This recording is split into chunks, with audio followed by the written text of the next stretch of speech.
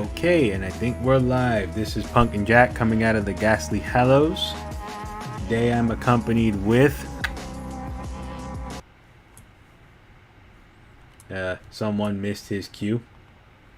Oh, sorry. I'm currently having at least 2 streams open now, playing this new fruit game. Sorry, I'm getting sidetracked. This is Bolt, also coming from the Ghastly Hallows. What you guys are doing this evening, or morning, or night, wherever you guys are. What game are you playing right now? Oh, I'm not playing. I'm just watching this streamers go through this fruit game called the Suka game. Okay. Elaborate. Okay, so basically, it's like Tetris, but instead of blocks, you're kind of combo fruit. Yeah, it's very simple, but it's like the emotional journey that these people put themselves through while playing this game is hilarious. You have a lot of overreactions and frustrations because the people's aim is just to get over 3,000 points, but it's very hard to get that. And even if you do clear it, there's someone else that's just they do better than you. And then you get angry at that, so then you try to beat their score. It's lovely. We love it, voluntary suffering. That is the name of the game. Involuntary suffering out there. No, voluntary. No one's forcing them to do this. Look, man, I'm trying to be humanitarian out here. A bit of a humanitarian out here, as much as I can be. Yeah. I mean, we live in shitty times. Yes. That is true. But enough about Fruit Tetris. Well, so you went to Comic-Con last week.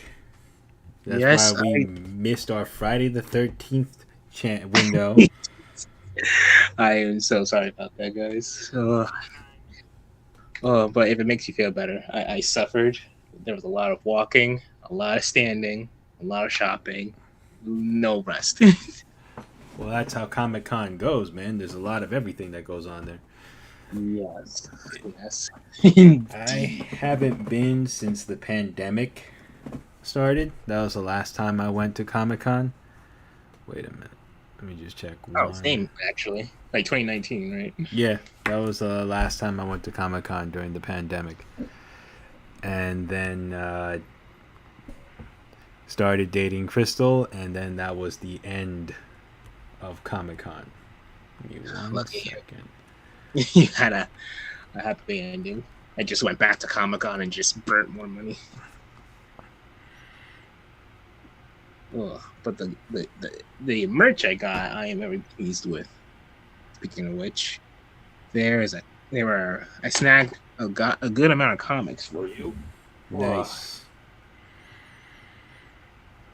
Can't wait so you can show that off at some point, but it's better to keep it as a surprise. Yeah, no, we'll keep it as a surprise, and I'll go over when you get a chance to see each other again in person.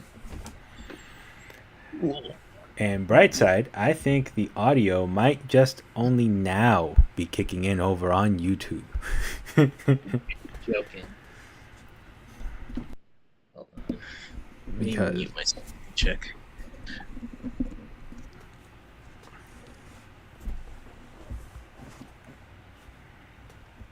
And thanks to YouTube's lousy ad blocker system kicking in again for no good reason, I can't check it out on my other computer. So now I have to resort to my phone.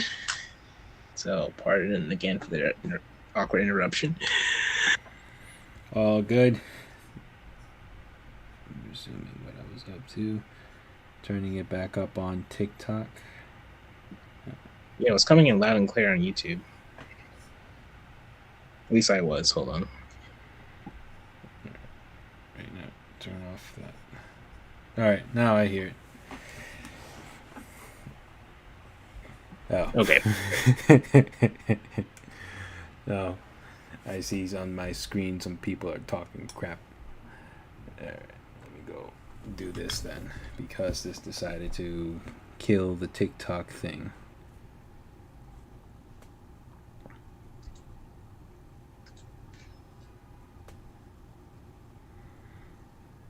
I'll let the people I know that I follow over there, if they want to come chime in today, they can come and chime in.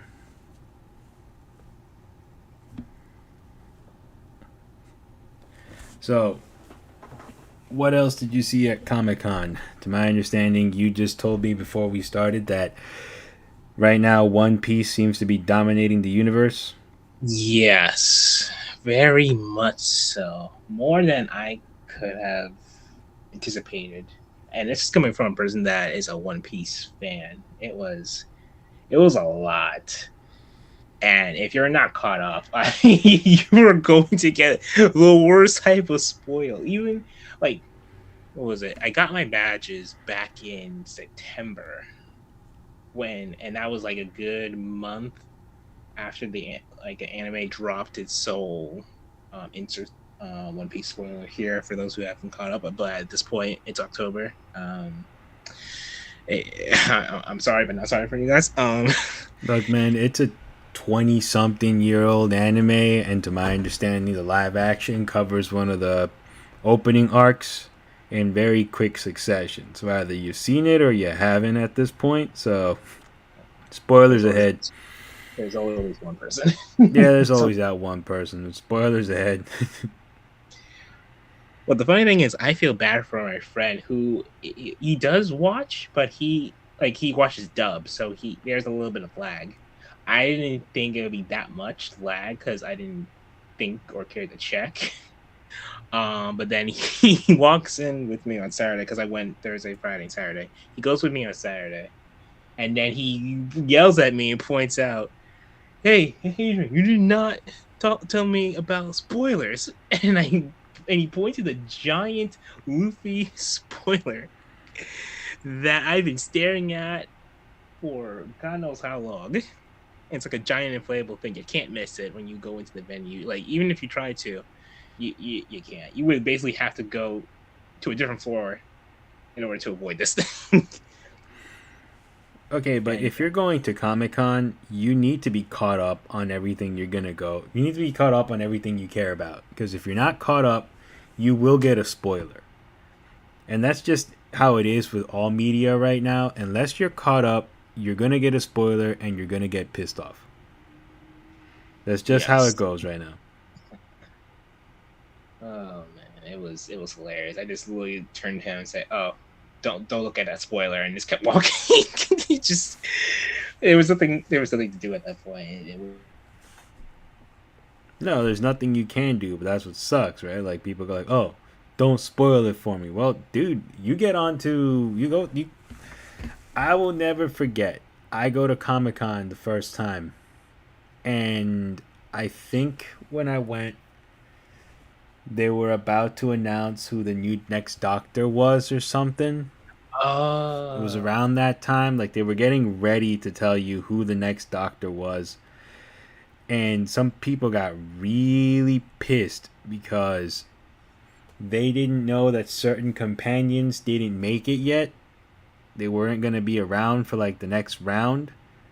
And these people were super pissed because they got a spoiler that the companion that was going to ride out the transformation was not the companion that they had been watching, that they hadn't caught up yet. And I'm like, dude, Doctor Who, I think it was like 2014, 2015, was on top of the world. There is no way you are going to dodge a spoiler that year. If you're afraid of spoilers like that year, you just don't go. That's like the best way to be. You just don't go if you're like, I don't want to catch a spoiler. Like, nope, don't go. Forget it. Same thing with Game of Thrones. Like some fans, the Game of Thrones, right? Like it's divided into two fan bases, right? The people who have read the books in one side, and the people who have no intention of reading the books ever on the other side. And then these people all decided that these people who never read the books decided that they were all going to start going to the conventions. And when one of the major character deaths was revealed, these people got pissed because they were like, "Oh no, we were all loving that guy. We were cheering for that guy. I don't get it." No. I'm sorry. Sorry you had to find out that way, man. It's just how it goes. It's Game of Thrones for you. We are very sorry. And from there on out, a lot of folks said, yeah, no, from now on. 1 minute. Let me see if the audio is kicking in just right on our stream.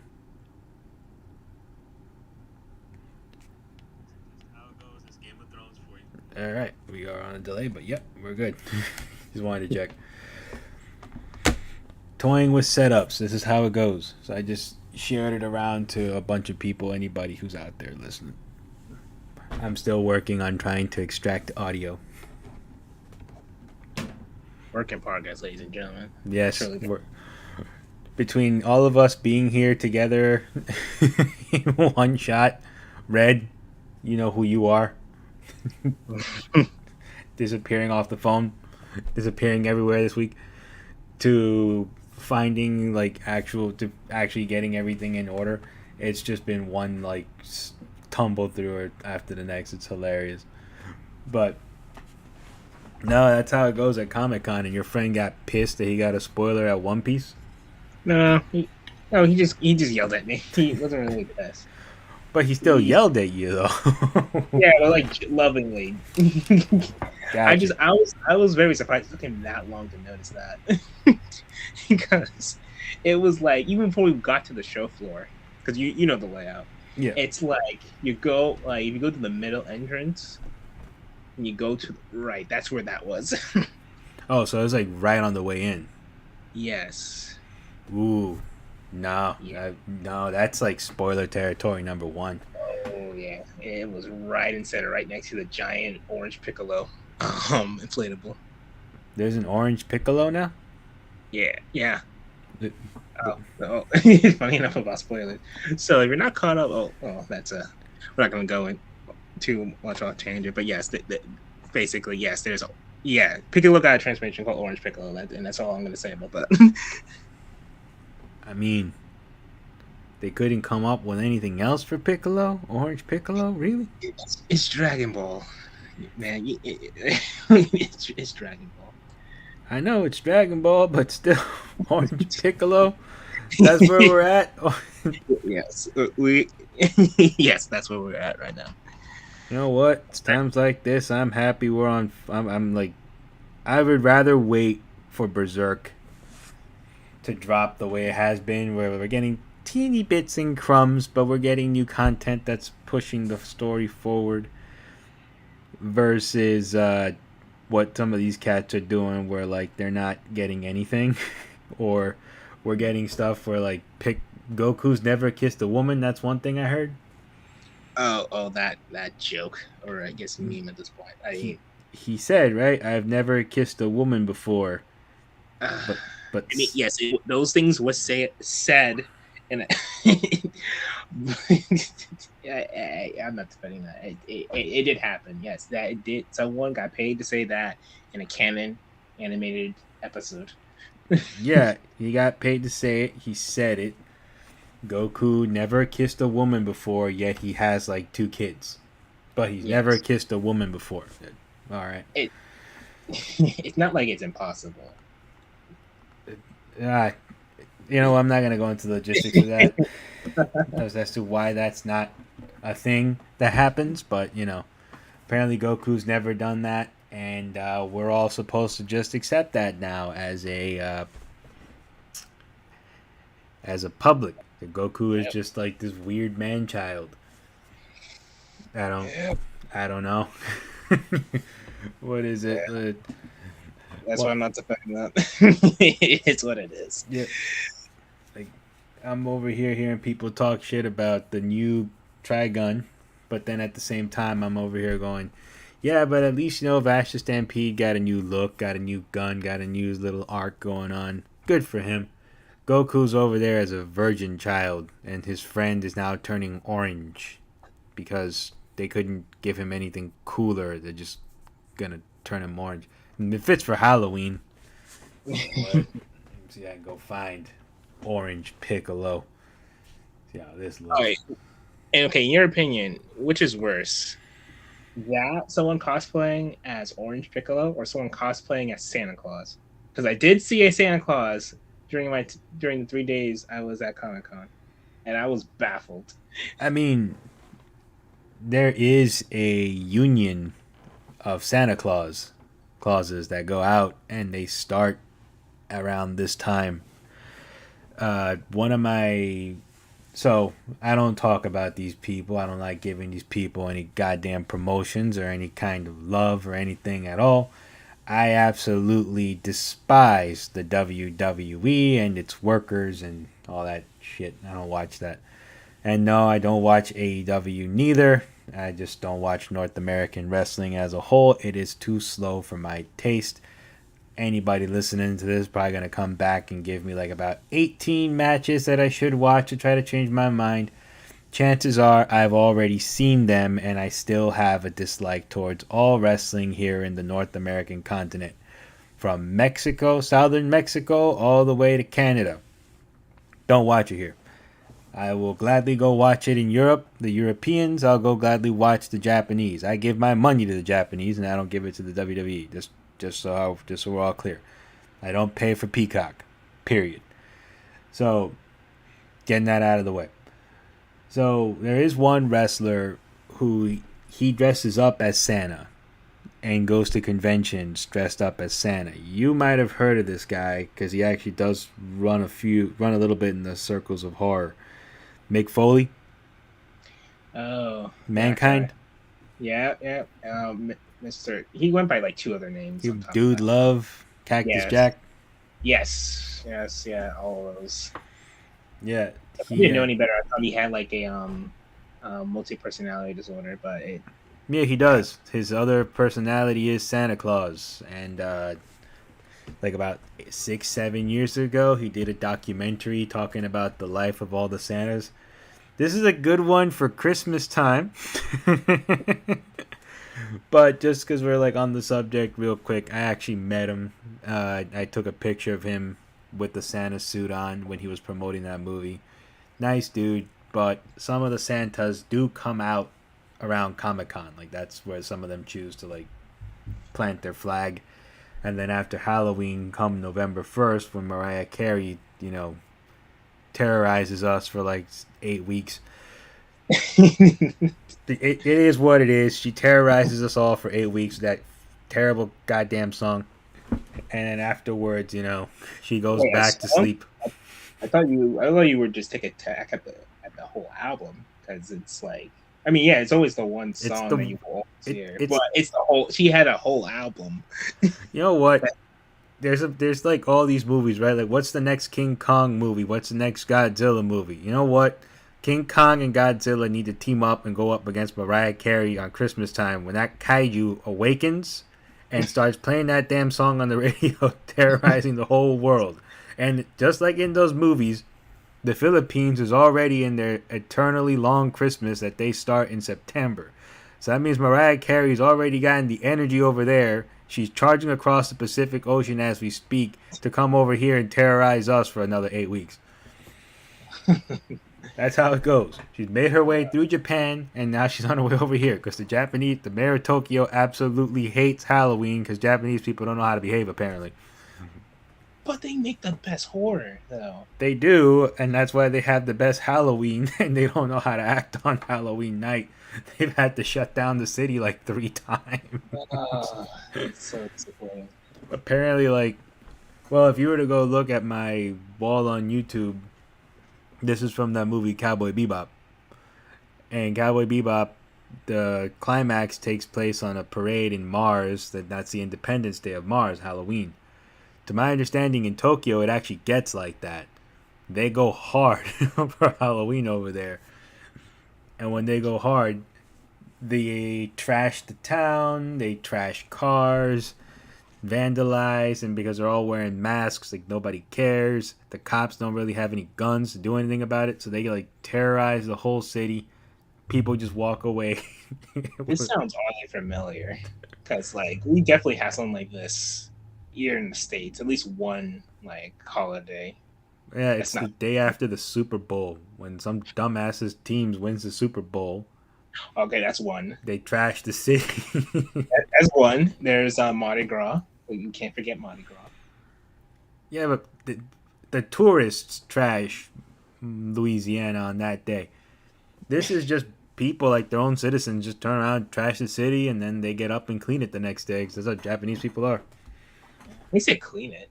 Imagine like your own neighbor trashes the city that you stay in, and then they have the nerve to walk past you and then complain about what's going on that they caused or took part in, like it wasn't their fault. Well, man, that's the thing, right? It's cool that they clean it, but can you imagine you buy a nice new Audi or something, and then some guy decides that he's gonna use it as a trampoline for like a couple hours?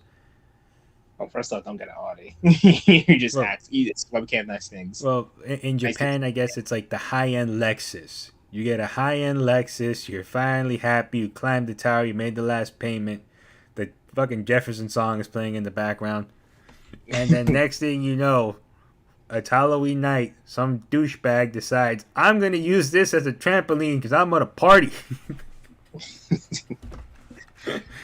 Uh, And you have to, there goes your car. this is why we can't have nice things. Because like, you don't even have to wait for like any special day or event. It just like it can happen. It can happen on a random Wednesday in the middle of I don't know, like say March. Nothing happens in March. Well, here in America, oh, that's the other holiday. Here in America, we trash our towns on St. Patty's Day. We all Oh get yeah, nice and loaded, and we trash our neighborhoods on St. Patty's Day. As we all what, get nice and loaded, and we do the damage. what month is safe? Oh yeah, August. August, everybody's tired of trashing everything in July, and the after school things in June, and then summer May. finals and springtime in May, spring break in April. They all go trash everything. Like Americans just love trashing shit.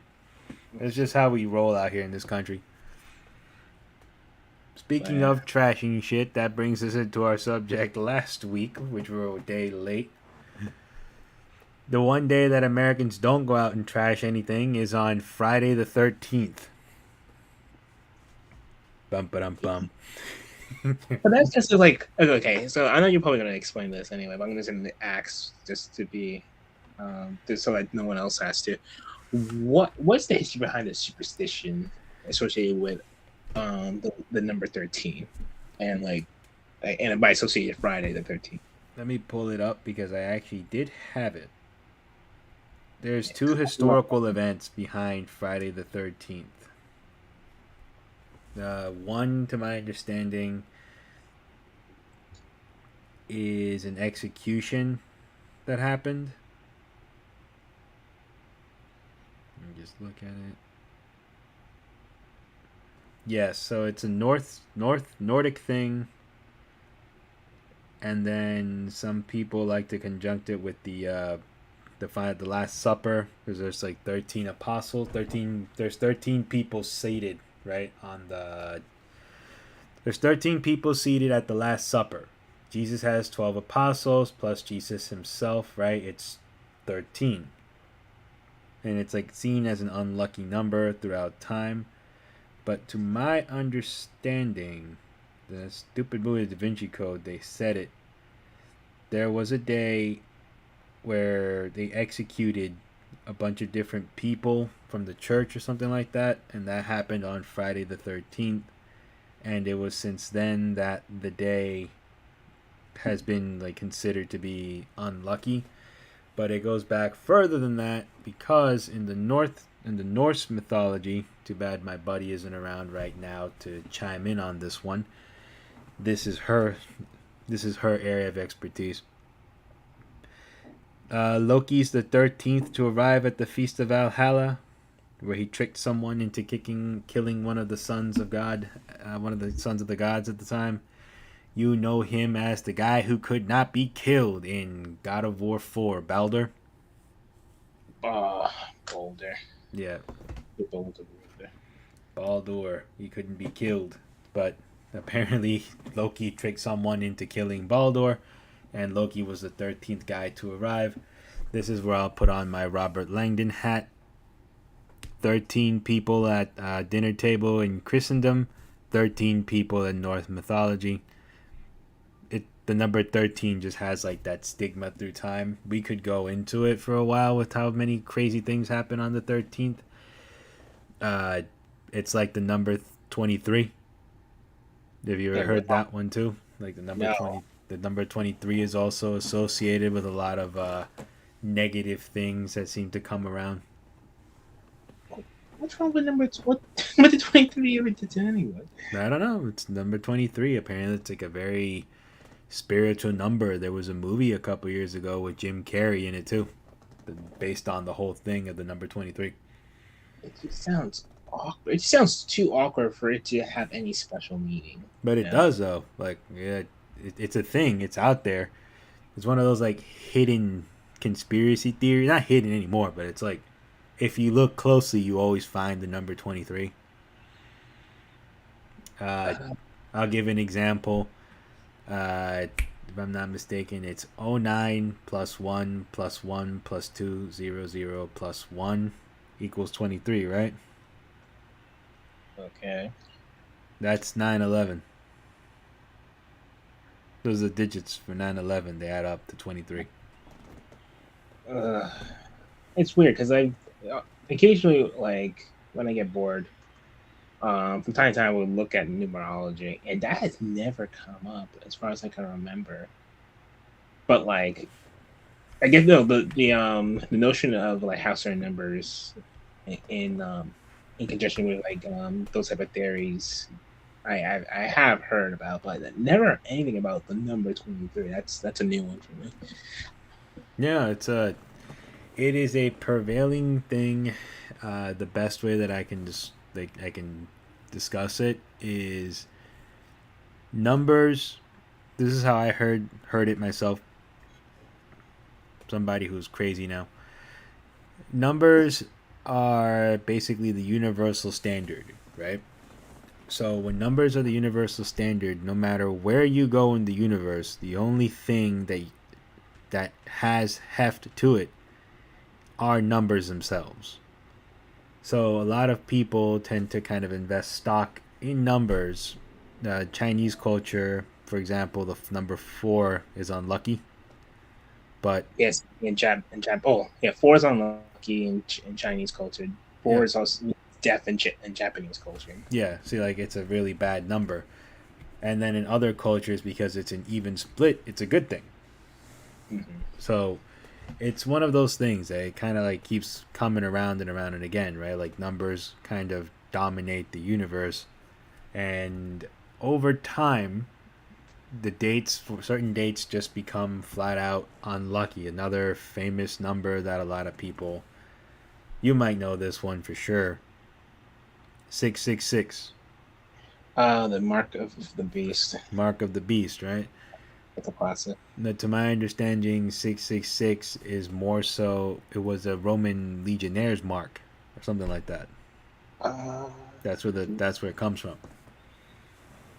Legion, or something like that. That's where the 6 comes from. Yeah. And then some people associate those as angelic they're angel numbers, because if you know your Christian myth, the devil was the first. He's the first angel. He was the fallen angel, right? So some people out there actually believe that when they see numeric patterns, they call them angel numbers. So I had a friend, she was into this. She would go, wherever she would go, she would take pictures of the repeating numbers every time she'd go anywhere. She'd be sitting at the red light, look at the gas. Oh, look, the gas is $7.77. Take a picture of it. Oh, look, my supermarket tab came out to $22.20. Type of thing. Like people follow the numerology and the spirituality behind numbers a lot, and I think it's become more so of a thing since the pandemic hit, where some people felt that the pandemic was one of those moments in time, right, where it was like there's so many weird things that happened in 2020 that they couldn't equate it to anything else. It was just, we look at the stars. Is it the numbers? What was it? The first big case of COVID supposedly made it out here or started terrorizing. There we go. That's what it was. The first big case of COVID started terrorizing China, Wuhan, some point in February in 2020, right? So some people turned around and looked at the numbers like 020220 or something like that. They were just like fixated on it. Very fascinating when I started looking at it, like, oh, wow, there's a lot of stuff that goes on. People just look and they find belief somewhere, you know. So that's the history of the third Friday the 13th, as best as I can put it. If anyone out there hears this or wants to chime in and can give me a much better idea, I will gladly entertain it. That's as far as I know the full history of it. Funny enough, it's just like, although Comic-Con was on Friday day of it was on October 13th this year. Oddly enough, there was no, truly bad thing that I experienced. Everything was just really good. Again, the only thing I would say that was weird is that the amount of, it wasn't as much horror cosplay I saw. The only one I saw from any horror franchise was good old Ghostface. You know him, you love him. Well, that's because Officer Doofy had a movie earlier this year, and everybody loves to dress up as Officer Doofy. Yeah. I was hoping to see Freddy, a little bit of Jason, just, a lot more than, my third bloody half-ripped shirt Zorro. Well, to see those, and I tell this to people all the time, Comic-Con is awesome if you're going for comics and if you're going for basically like the events, right? Or to get merchandise. Like Comic-Con is the best for all that good stuff. But costumes are fun, but they're not the best thing to. They're not. Comic-Con is not the best place to go to for costumes in New York. Wait, which place you would say? If you're gonna go, if you want to see the best costumes on display in New York, you got to go to the parade, the Halloween parade. That's the best time, the Halloween parade, because there's more space and they aren't really like limiting as to what you can use and can't use. Right? Just don't use guns. Oh, it shouldn't be. It's sad that at this point, in this day and age, that has to be stated. And there's always going to be people that push the boundaries. I think we'll live because do you ever think that in like throughout your life we've probably gone through like stages of, how like stories go through arcs or like sagas with themes? Do you ever think like there are certain like periods of your life there's like a theme to it? So like say like the 2010s was like the theme of I'm trying to think of something.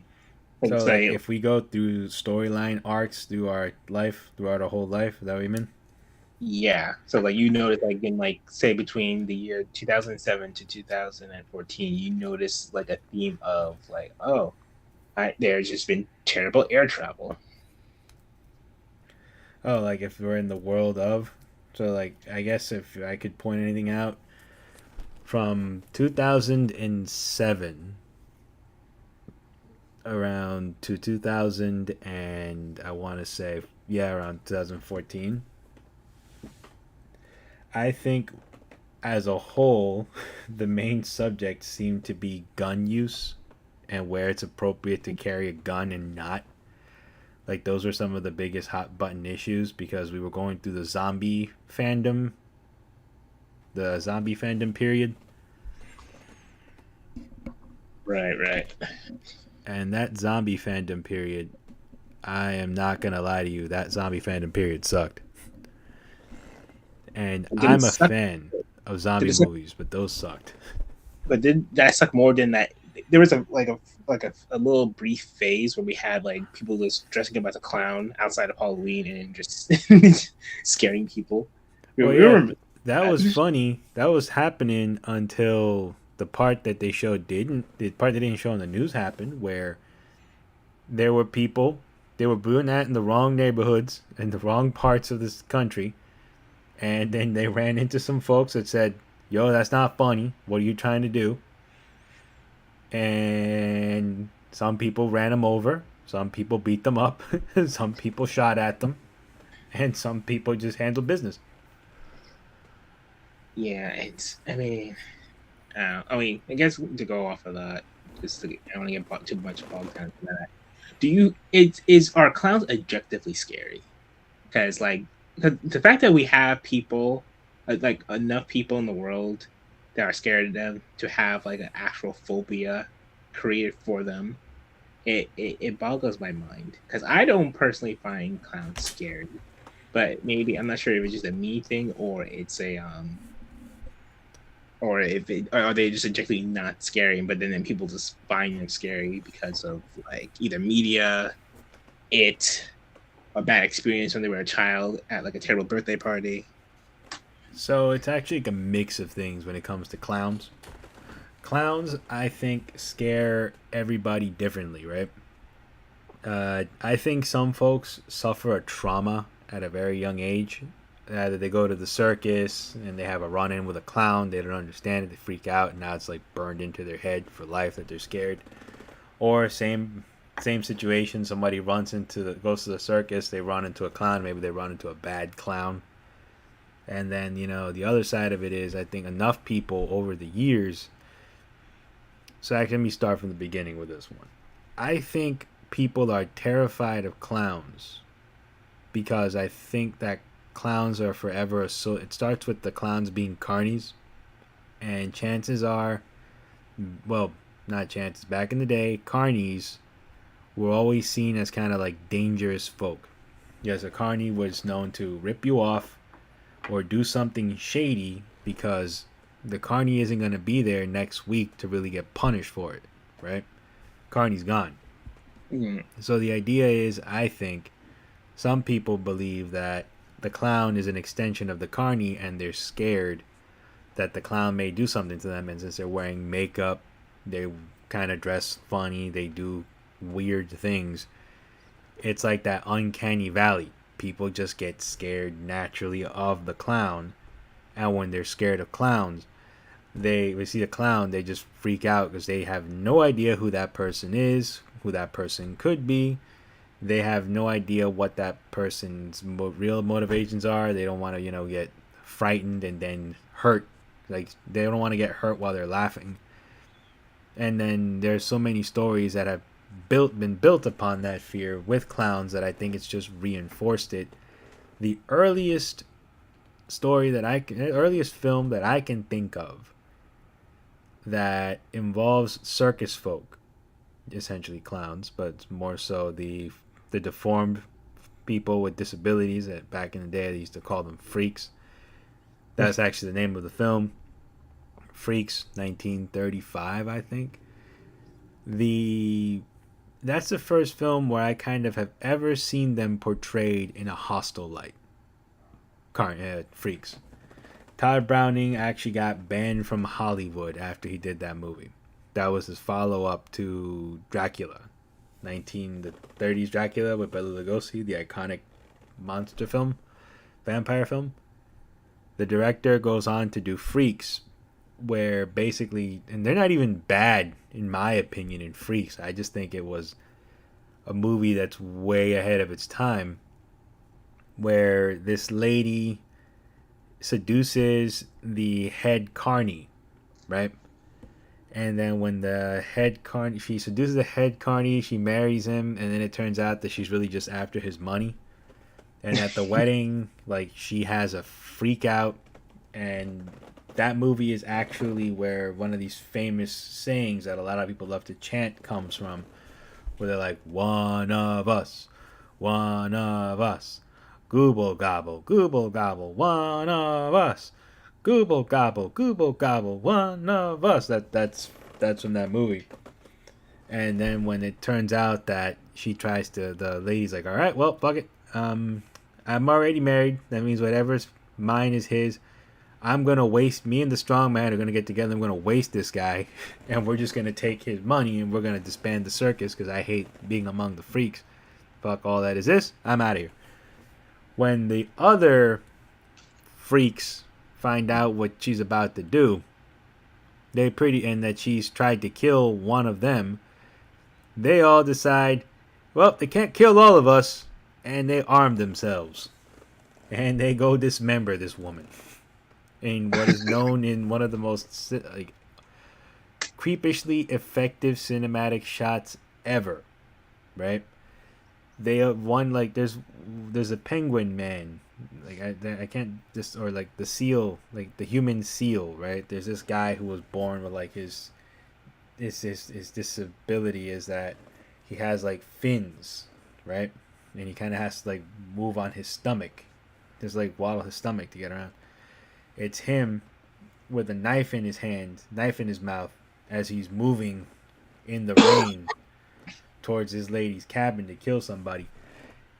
And I kind of noticed that film to me sets the precedent, and I think the reason why people were uncomfortable with it back in the 30s was because there is no straight line of who's good, who's bad. This lady was bad. She tried to rip off the protagonist. However, the protagonist's friends decided to fight fire with fire, and they went and tried to butcher this lady.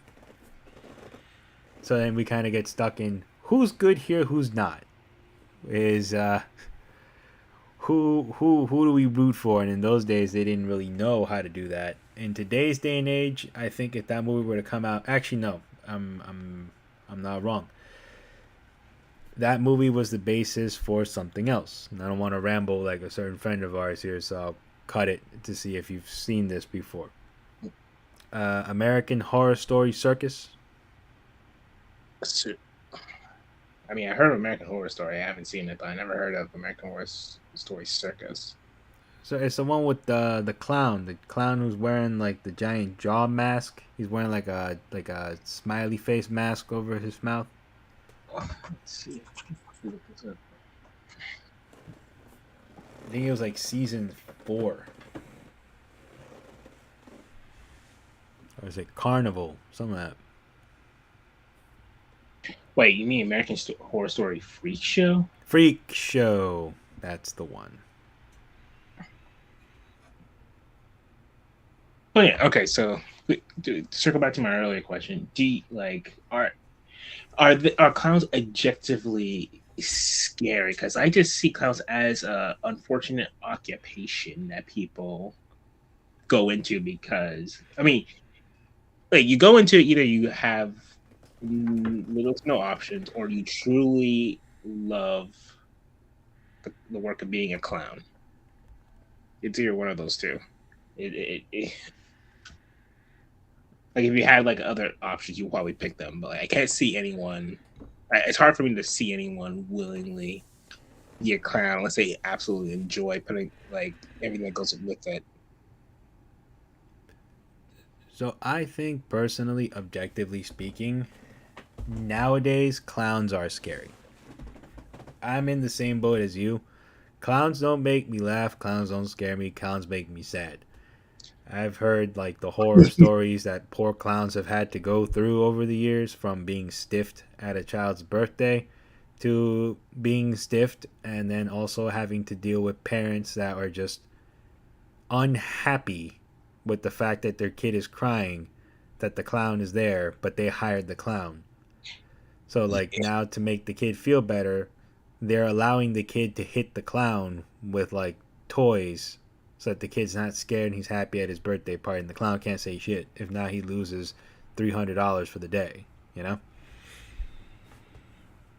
Like, these are actual stories that I've heard from people that were paying their way through college as a clown. Wait, when you say that you like clowns make you sad? Do you feel sad for the clown, or just the fact that the mere presence of a clown and seeing them work is just makes you cry? No, Because I feel bad for the clown. okay. Yeah. Like, it's not an easy job, but it is a very easy job to get to land yourself in like a lot of hot water if you don't do it the right way. It's also like a very easy job to get in trouble without really meaning to get in trouble with anybody. It's just shit happens, but then you get in trouble for something that's really not your fault. Like kids scream when they see a clown. Maybe the parent shouldn't have hired a clown that day. We should have, Check just with their child to check what the kid wants. traumatize them. Yeah. Or, the other thing too turns into some parents objectively know, like they've known that they're going to get a clown.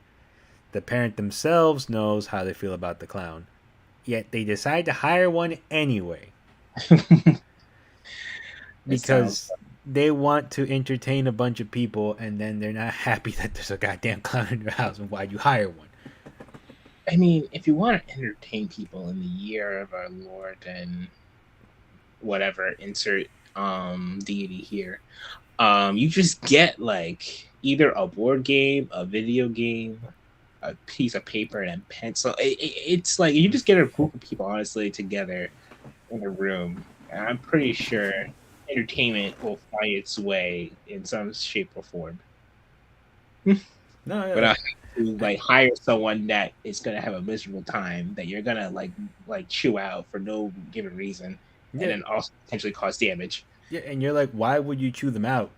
But it's like, why did you hire a clown in the first place? Like, you're chewing them out. Why the hell did you hire a clown? Unless they give you probable cause for them to get chewed out by you, you paying for them does not automatically give you like authority, like the right to just like make give them hell. It's just not. I'm just gonna say that right now. No, some of these cats do. They take that as like, oh yeah, you're being a dick to you happen to be just the person that's present. So we're gonna come back now, and we're going to not treat you nicely because I'm just in a bad mood. So, long story short, clowns, I think, in today's society are seen as scary. When I was a kid, I think I was in that last boat of people that saw clowns, got to see clowns as funny. Bozo the Clown was still a thing. And I remember, like, at school, they would have a clown show up once in a while on stage, and he would do tricks and stuff. But I was also a kid when that movie It with Tim Curry made its first like screening on TV, and everybody would go around renting that movie. Mm-hmm. This is where I wish Red were here. He was just in Maine where that film takes place, and this would have been a great segue for you, Red. I'm being petty. I'm going to send you this so you can hear me being petty, Red. Jeez, I don't think anyone could tell.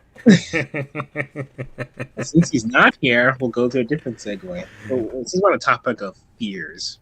What is a fear or phobia that you personally have that you can put like either you state that it's a legit, like try to legitimize the fear of it, because like for me, like we just talk about how clowns already have the knack of like they have enough people have been afraid of them over the years to the point where to describe that as it was created. Another phobia that I found to be interesting and not in a similar way how the fear of clowns is like the fears of like clusters of holes. So that I will never like find sympathy for that. It's like it's just holes. Like I don't like. I mean, why are people scared of a cluster of holes? Yeah. Why people are scared of a cluster of holes? Yeah. It's the fear of the unknown. I mean, but that's what the fear of the dark is supposed to be. And that makes sense because at one point, yeah, I was afraid of the dark. And then, unfortunately, I did the approach of that was giving to our generation. It's like, oh yeah, you're going to get immersed in it until you either love it or you just learn to not be afraid. So And now I just have a bad habit of constantly walking around in the dark if it's like after like 10. so when it comes to holes and the dark, it's because so when you're afraid of like the dark in your house when you're a kid, right? It's because it's kind of like them putting the wool over your eyes, right? You can't really see what's in front of you. And as a kid, like you kind of want to know what's in front of you at all times because like that inner defensive cycle never goes away until you're an adult and you become comfortable.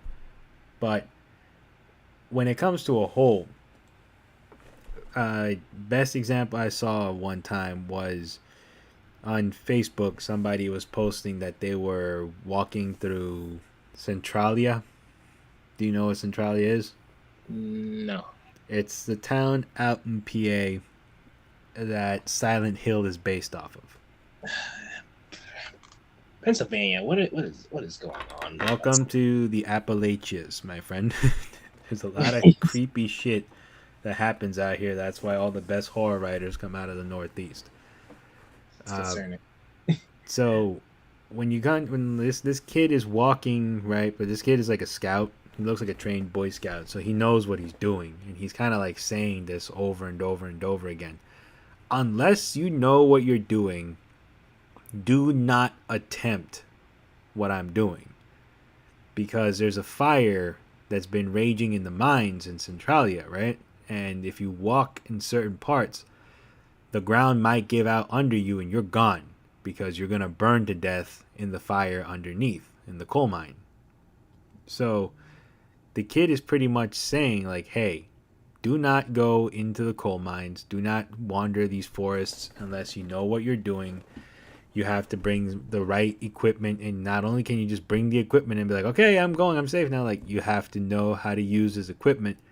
So he has like this giant walking so in one of those, he pokes into the ground, and this huge hole just opens up in front of the ground in front of him. He jumps back like 2 feet, and you see in the GoPro like it collapses down, and he's like, you just see like a blackness and steam just coming out of the ground, and he's like, this is why you shouldn't wander around here without proper equipment. You see.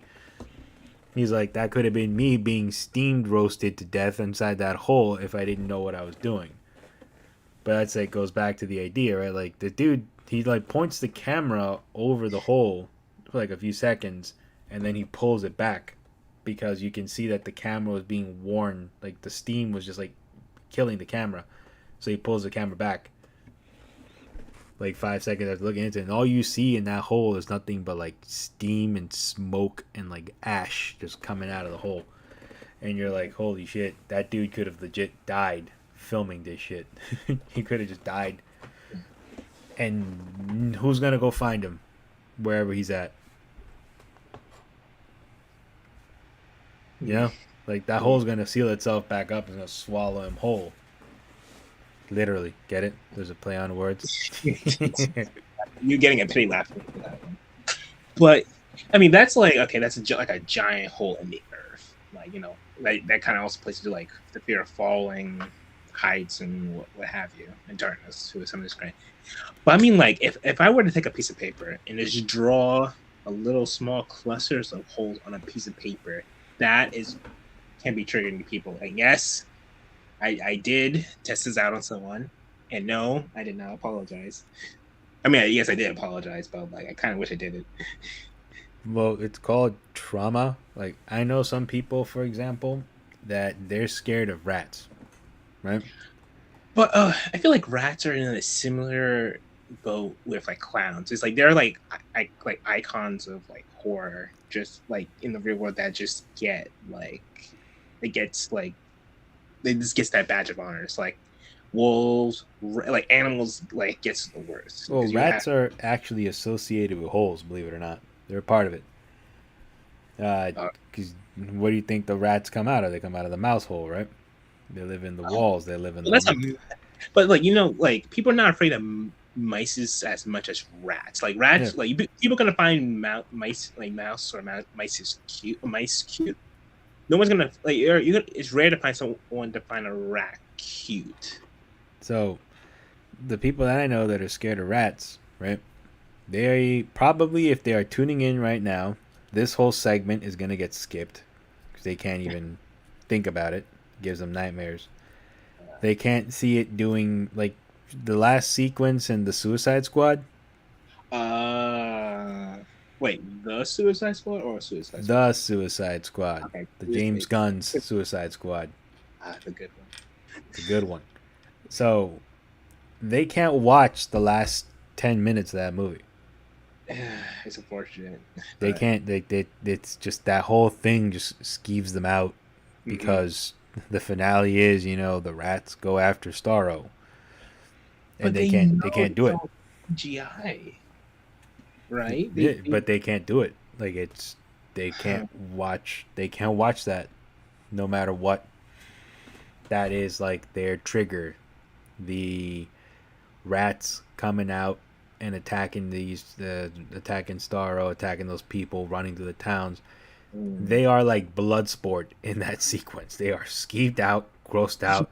They don't want to be a part of this, and they just they can't do it. Like there's movies that we went to see when we were kids. Like they would go into the theater and then you would see the rat come out on screen.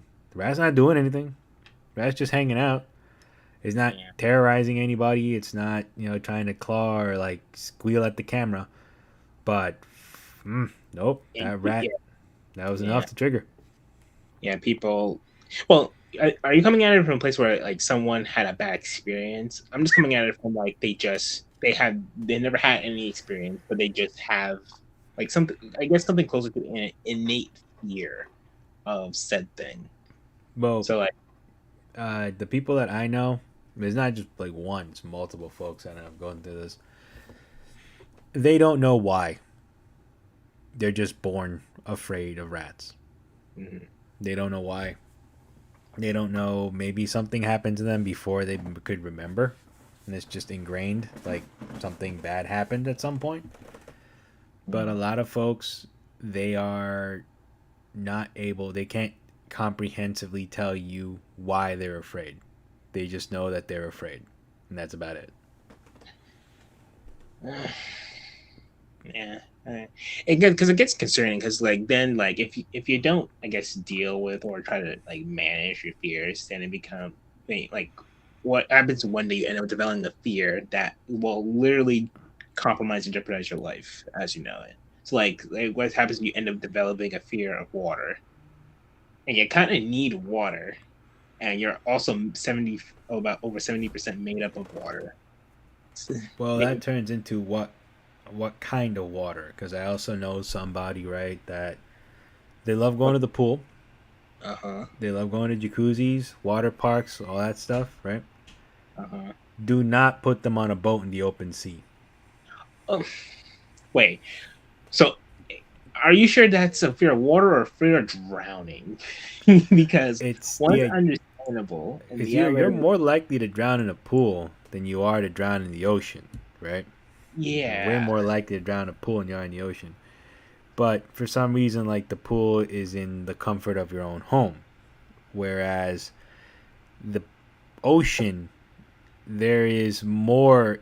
Again, it's the fear of the unknown. There are so many things in the ocean that there are some people right now that are saying that they might have found the Megalodon 2.0. Oh my goodness. Which I actually think is I'm going to sound like a tinfoil nut, but with some of the imagery that they've shown me, if it's not the original Megalodon, it is definitely a new breed of shark that's in the ocean, which would explain why, for example, the orca are freaking out. They've been freaking out all year, and the dolphins are joining the orcas in their like little rebellion they've got going to take back the sea. Have you heard those articles? Like, do you know what orcas are doing in the ocean right now? No, but that sequence of words just it's welcome to 2023. You have been under a rock. So, but you're telling me in the way you just said verbatim, the dolphins are working with the orcas to take back the ocean. Yeah, you know what the orcas are doing? Have you heard? Like, there's multiple reports of the orcas doing this shit. It made it onto like the radio, made it onto like the news.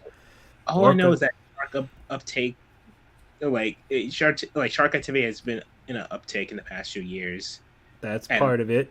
And yeah, then there have been the orcas have figured out how to damage cruise liner ships, cruise engines.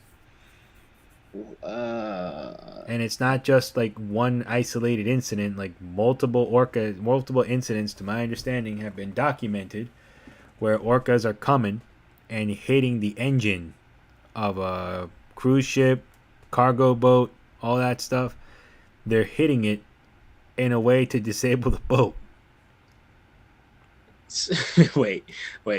So And then the just because sharks have been steadily gaining in like territory and force, we're suffering not from the sharks. I mean, we still are, but that's just again.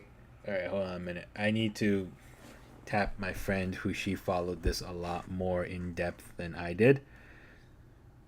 Let me just see for a minute here. Like, You know, I feel like if you can make a bingo game out of all the stuff that happens in the decade of 2020, no one would ever hit like bingo.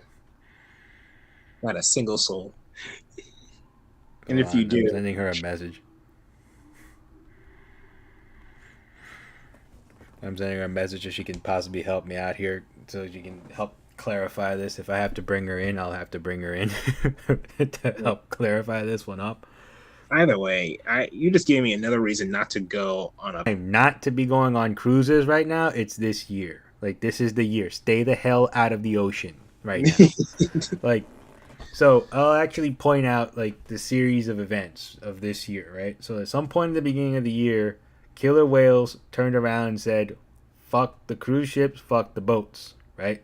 This is a meme. You can actually go buy a shirt right now. My friend has it. Of course. That's Team Orca, Oh, right? wait.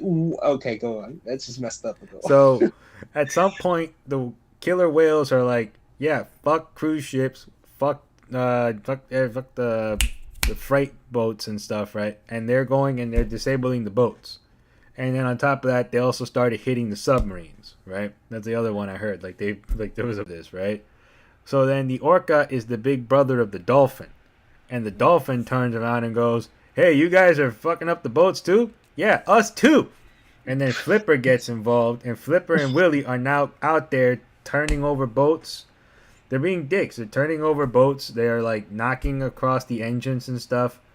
And the sharks are kind of there going, "We don't really hurt people unless we're provoked. Like, we actually are what you think dolphins are.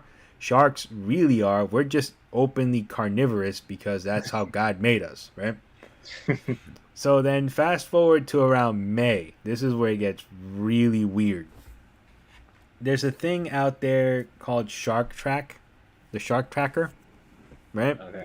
Yeah. So now I wish my friend were here.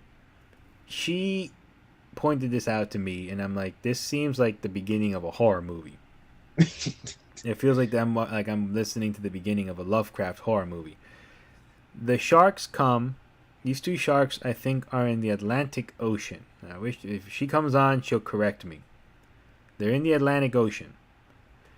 The tracker goes off, right? For the sharks, it just turns off. The tracker then turns on again 2 hours later in the Indian Ocean. That's on the other side of the world that the trackers turn back on. So everybody who's like a big shark aficionado, they're watching this and their eyes just popped right out of their head. They're like, that's impossible because it's impossible for a shark to traverse that much ocean in 2 hours. Sharks don't move that fast. Then something else even crazier happened. People who were following this went back to the shark tracker and they scrubbed the memory. They scrubbed all of the data from those two sharks. Just wiped the data clean. You can't go look up the sharks. this is all being documented. Like, you could have seen everything to the shark up until these points. The blip goes across to the other side of the world, and then the shark, it's like, okay, if it was a glitch, right, they could have gone in there, corrected it, erased the data, and said, all right, sharks went missing or something. It is what it is. But it's kind of leading to a major theory, because why did they scrub it, right? Here we go. She just commented right now. The sharks were named Caroline and Darren. The Caroline and Darren, those were the sharks. So both, if you can, this is where we fucking need Red. Red was also following this shit, and he's out today. So Caroline and Darren, they were completely scrubbed, right? You can't go and find their info, to my understanding, on the Shark Tracker app, which led to a lot of people saying it's a couple of things, but the prevailing theory was the only thing that's been known that could move that fast across the ocean was Megalodon, because it had the body and the muscle strength to actually be able to power through the pressure of the ocean and get that far ahead in that time. A regular shark couldn't do it. Now, that's what normal people said, and my crazy ass turned around and said, we're about to go through the Dunwich horror, and we're going to get a Lovecraftian evil coming back. And it turned out that there were some people on HP Lovecraft TikTok that were in the same camp as I was. But what does this all go back to? People have a paranoia not just of water, but they have a paranoia of the ocean, because the ocean is filled with a lot of unknown things. And again, right, like, we haven't explored the ocean in its entirety. On the bottom of the ocean, there's trenches that you can't even get to because of the thermal layers, because of the way that it's structured, right? Like, if you were to try to get in there, you would probably wind up losing half of your equipment. I mean, the depths will crush your ship. Like what happened to those guys in the Titanic earlier this year? Like, those guys, like, that ship was made out of the worst kind of material ever. And the lower that they got, the thing cracked, and those guys, some people said it was instant. I've heard mixed on that one, but it goes back to it, right? We as a species live in a very, very, very thin layer that is existence. We can't go too far into the sky because we can't breathe out there. We can't go too deep into the ocean because we can't breathe and we'd be crushed under the pressure. We also can't burrow deep into the ocean, into the earth, because there's only so far we can go, right? We've never made it past, to my understanding, we've never made it past the mantle, the Earth's crust. We've only made it, maybe at most, we might have seen past that. There's a whole bunch of stuff that they've taught us, which is all done in theory. We've never seen the center of the Earth, right? Because there's only so far we can go. So paranoia and fear, to me, anyways, always goes back to that same concept of the unknown, because it's really how our whole lives are. We live in certain bubbles that is our existence, and when we try to step too far out of it, some people find the fear exhilarating, other people find the fear crippling, and they take a step back and they stay away from it. You get it? Yeah. But so do you want to go on a cruise ship? You want to take a cruise? We can go. I'm pretty sure that's the other thing too. The stupid cruise industry has gone up. It's not like it's gone down. Oh, at what cost? You know how many bodies have been piling up because of their success? And that's why everybody is Team Orca. Because you know what? Fuck fuck vacation people. It's the orcas are there fighting for justice where our capitalist system failed, right? The orcas are over there hitting the Sandals cruise liners because they suck. They don't protect anybody. The dolphins are out there fighting against those guys with the harpoons because Lord knows our law enforcement won't do anything to stop them. I mean, the sharks are just there like, you kill them, we eat them. Well, our big brother, the Meg, comes back. Yeah, see, we can call ourselves land allies. That's what we are. Thank you, Anna. Yep, thank you, Anna. We are land allies. That's what we consider ourselves. All right? Lord knows. And that's one of the discussions why people have paranoia of water. It's not just water, it's that fear. And even then, some people I know are scared of water too because it depends on where you find it too. Like, even what's another creepy thing that I learned about with water over the years? Have you heard of some people they don't drink water because sometimes there's a germ inside plastic bottles that can kill you? Oh, that. You're taking me back to like, oh, the weird info days. You're just like people just come out of the woodwork and just provide any old type of stuff to kind of, I guess, validate their claims. But at the same time, water from a plastic bottle is not going to be as healthy as water from like a glass. So if you leave water in a bottle for an extensive amount of time, right, it fuses with the plastic, and that can actually make you sick and kill you if you drink it. Well, the water bottle industry is basically not going to be our sponsor after this episode. No, they're not, and that's also why I'm Team Orca. They're killing the people that are dumping the goddamn water, throw those bottles in the ocean because they think, all right, well, it's not biodegradable, and they dump it in the ocean. And next thing you know, the poor orca are out there trying to eat something, trying to eat a bear, and then the bears probably ate some of the stupid plastic bottles, and now they're screwed. The circle of life, 2023. Well, the circle of life in 2023, but it's like, again, to point out fear, right? Like, to go back to the oceans, the other side of it too, which I think it was my dad I had this conversation with. There's somebody who is very, very much tuned into the Discovery Channel all the time. They pointed out, why are the animals doing this? Why, like, it's a whole thing, right? Like, our planet right now is going through like a massive freak out. And I think we go through it every 50 years to my understanding, right? But our planet right now is going through a mass freak out. From what's going on in the Middle East right now, which has been going on for years, is the culmination of that, to what's been going on with people here at home, where paranoia has been getting bigger and bigger, even though, what is it, Neil deGrasse Tyson said a couple years ago, that like, we're more scared, but it's actually getting safer because we can access everything a lot easier now, right? Like, it's been years since a trick-or-treater has been hurt by poisoned candy, but we all have that guard up, right? So the guard, in essence, keeps us safe. Oh yeah, the good old days of where it was we were paranoid that you're gonna find like a razor blade in like candy. And every year there's always that one PSA that some idiot will post on a meme that's like, beware, these are not candies, these are drugs, or something like that. Some rube falls for. When in reality, like, dude, those drugs in that picture, they're like $500. That's like $500 worth of drugs in that picture that they're showing.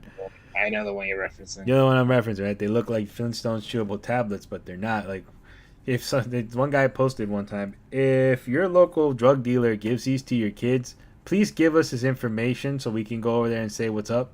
Thank him. That's a lot of money he just gave away for free to a kid who doesn't even recognize what that is or where that. It's a combination of a lot of things where somebody said we might have destroyed the planet already beyond repair. I mean, if we're going to go there, like the planet in itself, we're at a point right now where we can only do a little bit more before we destroy the planet in its entirety. Wow, Anna, he made a point. Go for it. I believe that they would get way more free drugs than they ever were. That's true. You see, when I was a kid, we were kids, right? All those ads were always some weird guy in a trench coat. Hey, kid, you want some drugs? Hey, kid. He never mentioned you have to pay for it. Yeah, they're like, oh, he gives you the first one for free, and then the rest he for it. But it's like, okay, You guys made it sound like there Heard was you one of up these front. guys around the corner. Every corner had one of these guys. That's not true. We all walked home plenty of times, no drugs, not one whatsoever. And then there was that weird Ninja Turtles ad where the kid with the leather jacket, because it was the '90s, and that the kid with the leather jacket always had drugs. And he shows up to his friend and he's like, "Hey, you want to come and use these?" And he has the joints already rolled up in his hands, and he shows it to the other kid. And then the Ninja Turtles pop up and go, "Oh no, Billy's in the jam. What should he do? Get an adult. Tell the teacher, just say no." And the kid's like, "Well, yeah, well, if I'm chicken, then you're a turkey." And he walks away. And it's like, yeah, he's a very nice drug dealer. You know, he had the joints rolled up for you, very cleanly rolled up, too. Nice drug. Where are you going with this? But the idea was, though, like, they tried to make you scared of stuff like that. But in reality, like, growing up, how often did it happen that you has heroin? And it's not. It's not even a gateway. It's a gateway because of the bad propaganda that they gave us. Not them just being political, but it's the discussion of fear, right? Like, overall fears that people have. Fear of addiction, fear of the unknown, fear of water, fear of the oceans, fear of clowns. It all goes back to like this idea that some people are louder about it than it really is, as opposed to actually sitting down and exploring what goes on, which is why I guess I've been the one waxing poetic here, because, you know, why are people scared of holes? Because you don't know what's down there. Sometimes there's no treasure at the bottom of the hole. Sometimes it's just a steep, smoky mess. Why are people afraid of, or there might be a rat that's not really cool and doesn't want to run into you? Why are people scared of clowns? Because depending on the context, but it's all in context. Like, you didn't know who those carnies were that were rolling through town. And now, where we're at, it's why are people afraid of the oceans? Because the animals are freaking out, especially right now. The animals are freaking out in the vast unknown space that is the ocean. And we don't know why they're really freaking out. We don't know why the trackers are popping up on the other side of the planet. And they seem keen on not telling us why the animals are freaking out and why they're popping up on the other side of the planet. Well, I mean, I'm trying to like, because like from what I'm seeing from like I guess when you're afraid of the ocean, I'm like, I'm looking at it from a perspective of like someone's just afraid of like a glass of water in terms of like being afraid of water, not because like the ocean is dangerous, because it's not really unknown. It's not it's like it's unknown that if the ocean is dangerous. It's a known fact at this point that the ocean is dangerous. It's a guarantee. And yet we still mess around and decide to think, oh, nothing bad will happen. You know, something is going to happen. It just just don't know what it can be exactly. It could be multiple things. It can just be one thing. But like the one thing's for sure, if you mess around in the ocean, you're not you're less you're basically you just sign away your right to like making it home safely. Well, when it comes also to water, I'll point out something else. Do you know how often people choke on water randomly? No, but I'm assuming it's going to be a higher amount than I'm okay with. Yeah, it's a higher amount. Like, people sometimes just choke on water. Drinking water normally and it goes down the wrong tube, and some people, like, they have nasty reactions to the water going down the wrong tube. And then they get paranoid. Like, okay, I'll never choke water again. I'm just going to keep drinking beer. Beer is not the solution. We all know it's vodka. We all know it's vodka. I'm not going to hydrate anymore. I'm just going to drink beer. Yeah, you're just going to dehydrate, which is going to make you want to hydrate. Because I want all that evil water to come out of my system because I almost choked on it. There was a lady like that on TLC one time. Like, she refused to eat solids. You ever heard of that show? I've heard of the show, but I'm like... People with, like, extreme paranoias or addictions, right? Like, there's one lady that, like, she didn't like water or hydrating herself because she was afraid of choking and she was afraid of germs or something like that. So then she would do, like, a homemade enema to make sure that there was no filth inside of her every day, which was actually killing her in response. And then like she wouldn't drink any water to make sure that everything came out very solid. She would only drink like soda or something like that all the time. This is where scientists and dietitians are just screaming in their offices, like, how we failed the human population this much. Because That was a show. There was like a whole bunch of, there was a series on that, like My Strange, I don't know if it was My Strange Addiction or My Strange Paranoia or something like that on TLC for a bit, but like, my street addiction. but That sounds there was another guy who also had like an addiction of going to the gym, right? But he was like, well, you know, you just want to stay healthy. I want to stay healthy because I want to be here for the future, because the future is going to have so much cool stuff and I don't want to miss it. So going to the gym, I need to have like, he would have like a workout. He would go work out once in the morning. yeah. All right, hold on. Apparently, there are people who don't like the taste of water, like legitimately gag when they drink it. Pretty sure most of the times because they're not used to it and they drank soda. Well, yeah. If you go drink water after exposing your mouth to like endless amounts of sugar, right? Like some people think like, oh, well, I'll just drink Gatorade. When you go drink water, it tastes extremely bitter, and the best that I can equate it to, because I had a problem with sugar myself, it tastes like bug spray or the smell of bug spray. Okay, that sounds very harsh. Like, But that's if you've only been drinking sugar. And I mean, like, everything has sugar in it. Like, your coffee has sugar. Your Gatorade, obviously, that comes loaded with sugar. Your tea has honey in it. Like, everything has to have sweetness in it, right? So when you actually go drink plain water, the taste of it comes out so bitter. It's not even like nice. It's like a really nasty, bitter taste that comes out. That's kind of like that. That's like the best way I can equate it to. The only way to beat that is that you have to keep drinking water and reduce your sugar intake so that your taste buds can balance back out. But, you know, some people lack the discipline to do that.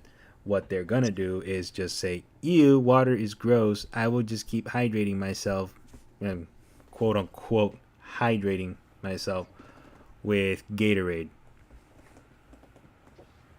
yeah, this is where science classes are a must, because you can't, like, there's certain things that you can't just go on life doing, and just drinking soda without any sort of you know balance or I guess maintenance. It's not one of them.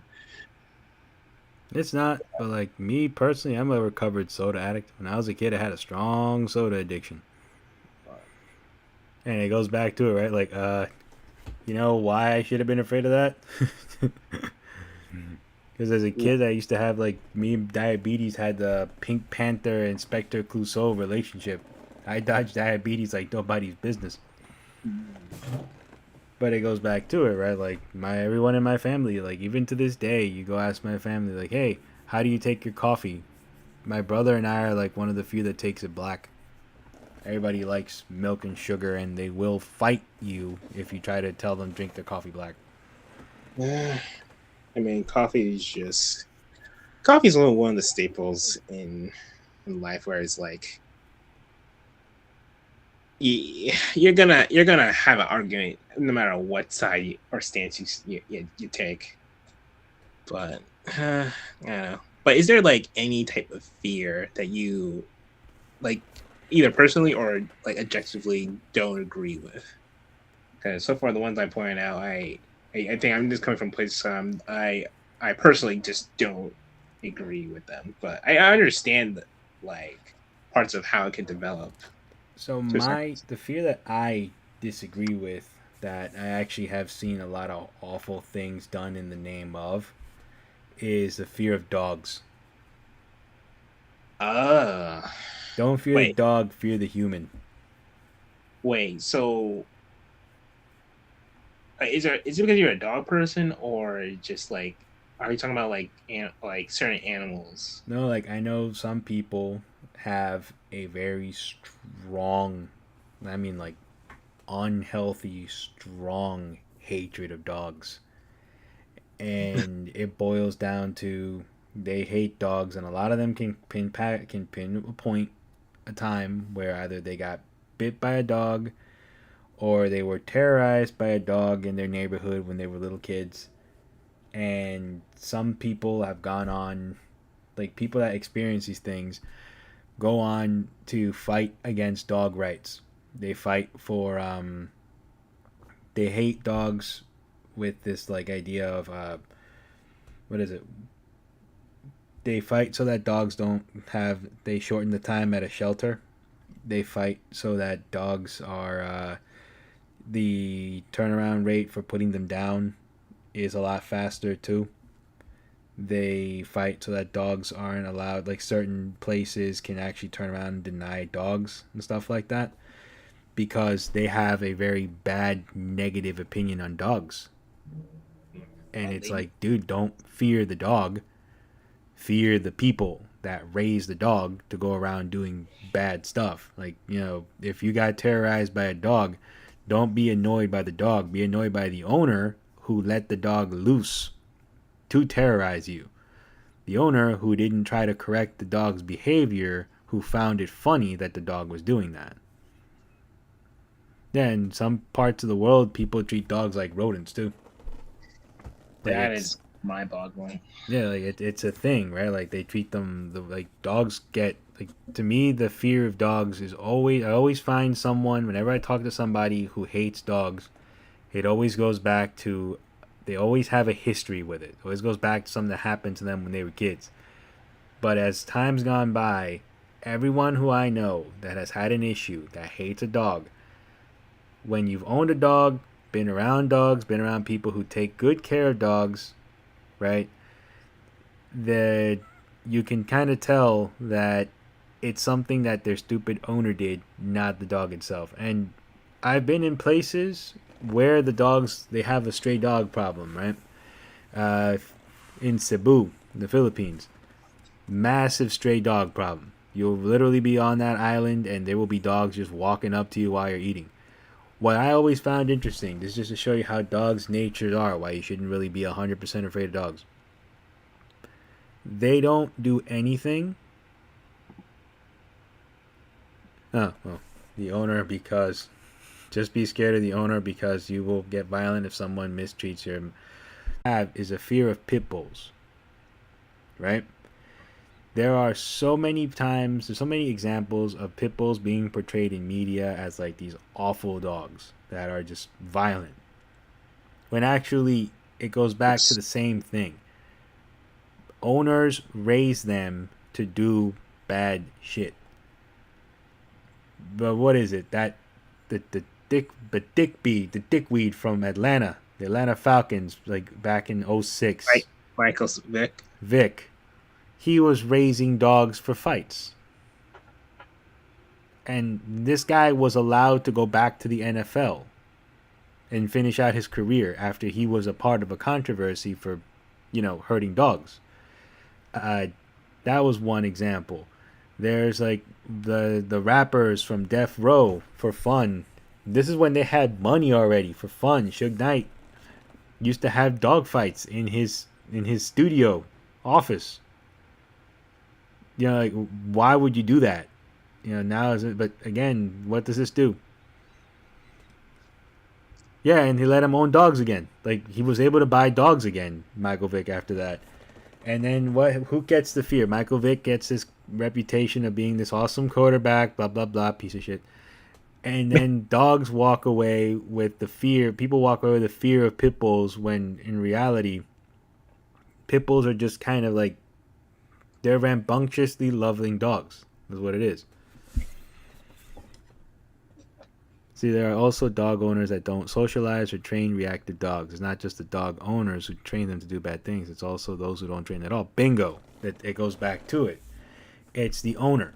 Like, I had a German Shepherd. German Shepherds are notorious for being like the most protective guard dog. Now, that dog to me was a sweetheart, and I still miss him to this day. However, we socialized him as much as we could, but in his nature, he couldn't take, there was too many things going on. He didn't take to the socializing as well as I would have liked him to. So whenever people would come over, he already knew the drill. Like, buddy, people are here. I'd snap my fingers. He'd walk over to the kitchen. He'd make one look over at me. I'd snap my fingers again. He went into the basement. In the basement, he had a bed, a chew toy, and I would leave. Sometimes if the TV was down there, I'd leave the TV on for him, or I would see if I could get something to leave noise on for him downstairs to chill him out. But in his case, because German Shepherds have strong hearing, he can hear what's going on upstairs, and he might bark for like the first 2 minutes when he hears voices, but then he will stop. But he was never okay with strangers being near him, right? It's never a thing. But what I'm pointing out of this is he didn't like strangers, but I trained him that, okay, buddy, you don't like strangers, but we're getting visitors. Finger snaps once, get away from the window. Finger snaps twice, go to the basement. Once he was in the basement, you got your bed down here, you got your toys. I'll be back down in a few minutes to check on you. And I would go. Yeah, I would go check on him. My brother would go hang out with him for a bit. He would put on his TV and he would hang out, have a beer with him.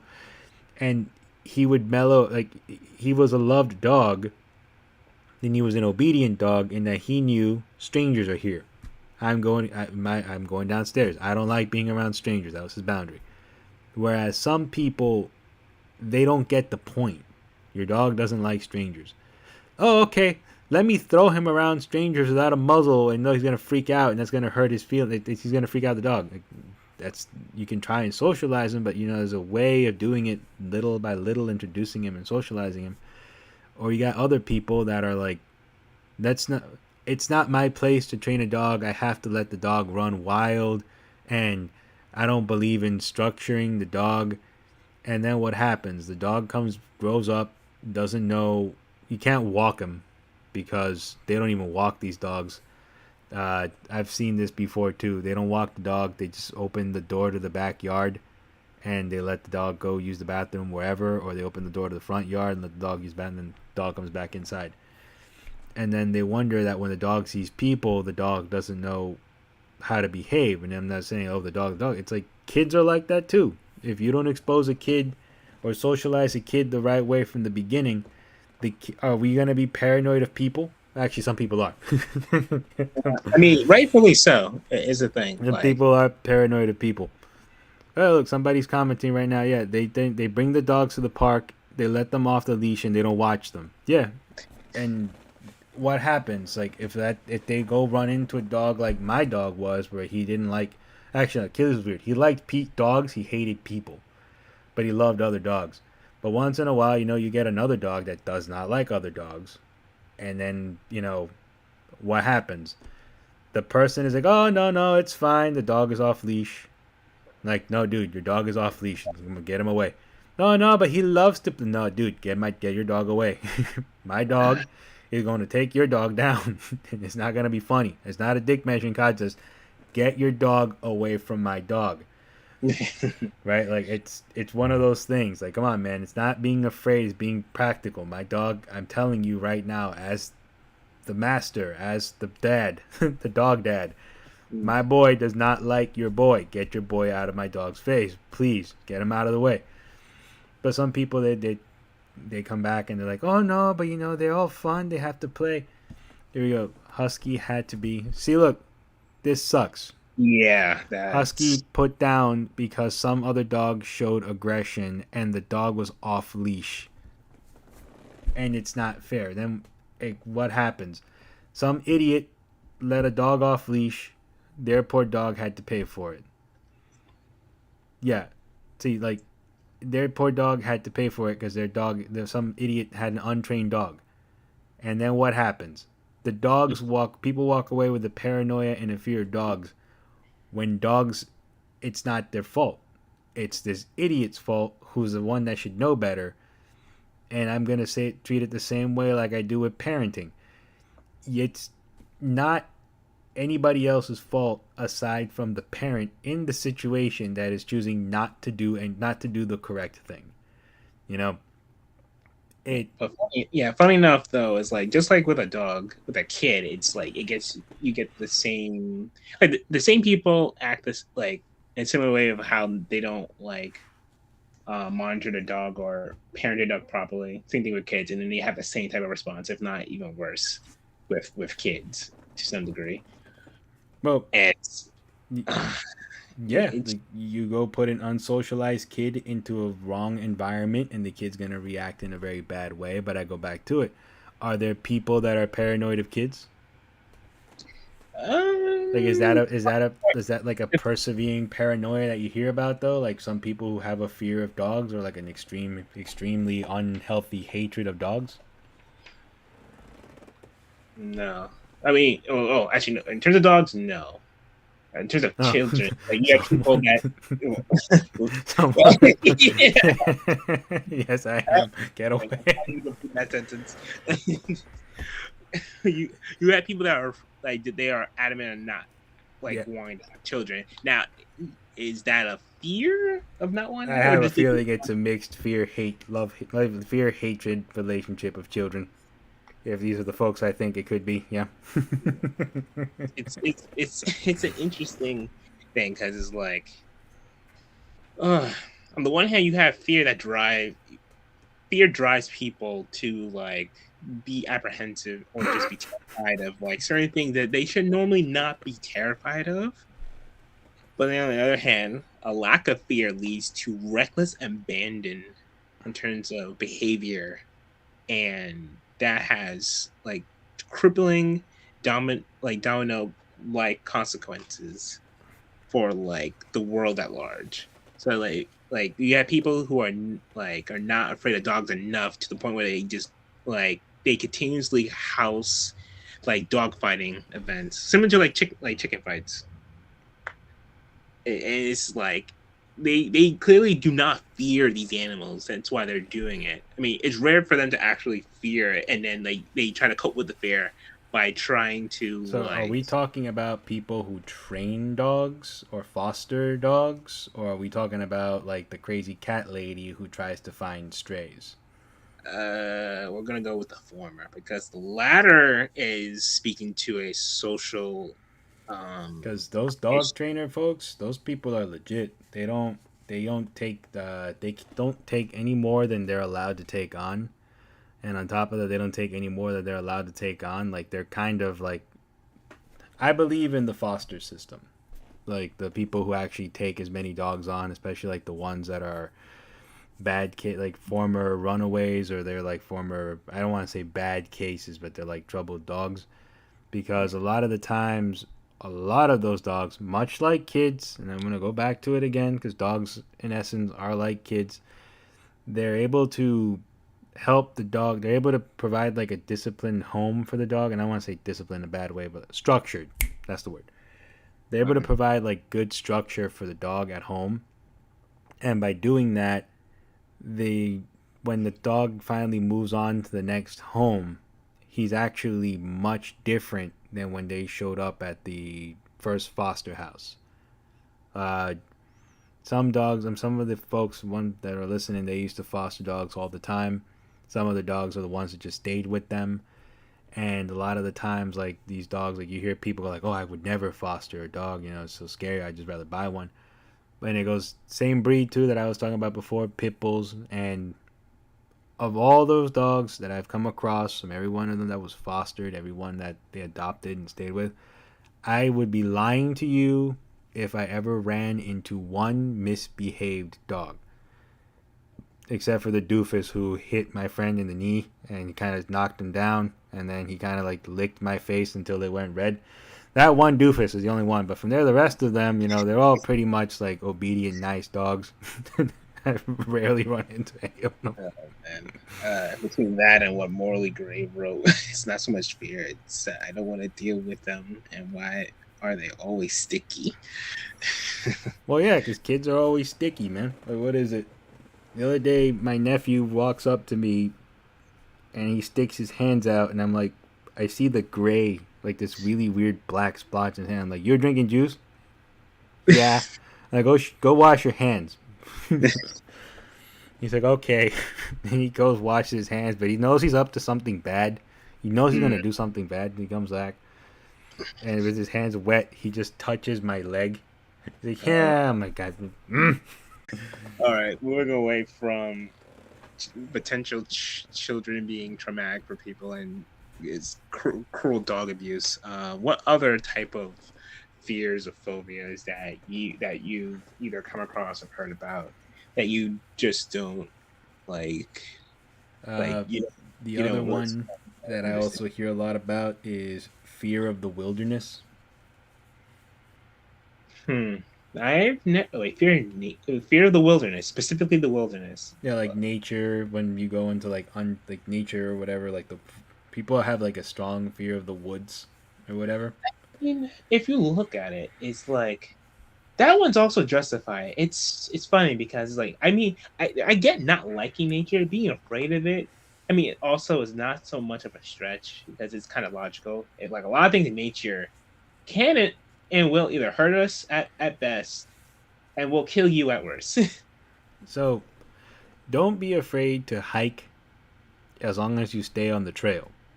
But on occasion, you will eventually find that the trail thins out and you have nowhere to go. Like, you don't know where to go. When I was a kid, I went to school in a suburban small town, and these were the PSAs that you used to get when you were a kid. When I was a kid, don't train hop, because that was actually a very big thing. Idiots would jump on the freight trains to see where it would go. It's a small town, nothing to do. The other one was always be aware of your surroundings, because a lot of kids used to go to this place called Pinchot State Park, and there was a lake there, and there was a small forest trail that used to go there, that if you knew your way around, you would go fishing. And here's how forests are portrayed in Japanese horror. She's afraid of nature, but she's afraid of the forest. Okay. Again, it's like that's more of like, again, they're preying on the fear of it, right? They're preying on the fear that you're going somewhere that's made to look gloomy because it's not somewhere you're supposed to be. But in my book, you actually are. You can be there. It's just you need to know how to navigate your way around. If But you pay nature doesn't attention give you to your a rule, surroundings, you won't get lost. right. Here's the thing: like nature doesn't give you a comprehensive rule book. It just gives you very. It's like give you like the bare minimum tutorial of a video game, and and it's like nature is like, the lack of a better term, like Dark Souls level. I hate using that phrase, but you kind of get what I'm saying. It's unreasonably hard. The mechanics are janky. There's no good map most of the time unless you get to use someone else's like prior information, and whatever information is left out in nature, it can either help you or troll you. It's a very dangerous and scary place, rightfully so, because it doesn't feel like we belong in nature anymore. So we do, but it goes back to it, right? It is scary, but it's only scary if you're not paying attention, which is unfortunately what a lot of idiots do. So when we were kids, right? Actually, not even this. I'm actually gonna go even further, closer recently. Uh, when I started dating my fiance, we went to the park, right, where we used to go fishing when I was a kid. And I told her, I'm like, hey, do you want to go see where we used to go fishing? Right? She's like, oh, are we going to get lost in there? I'm like, it's been about 20 years since I've walked the trail, but the rule of thumb is don't leave the trail. Whatever you do, don't leave the path, stay on the path. Even if there's branches in the way, you can push the branches aside. Don't get off the path. You turn around, that's the way back home, right? And if you get off the path, make sure you count how far you went so you don't get off too far. So some of these cats, they love to go zigzagging around the path, and they lose track. Like, no, you get off the path, you have to make your way back. If you're gonna zig around, remember moss, which way the moss grows, and make sure you look up at the sun so you can tell, at least have an idea of the angle where you were at when you left, like a guide pin in the back of your head. So it's supposed to be. people I find have like this strong paranoia of of nature and the wilderness, and it was reinforced last year when that actor went missing, and he was found dead not too long ago. Julian Sands. If Yeah. you watched Jackie Chan Adventures as a kid, he was the voice of the bad guy.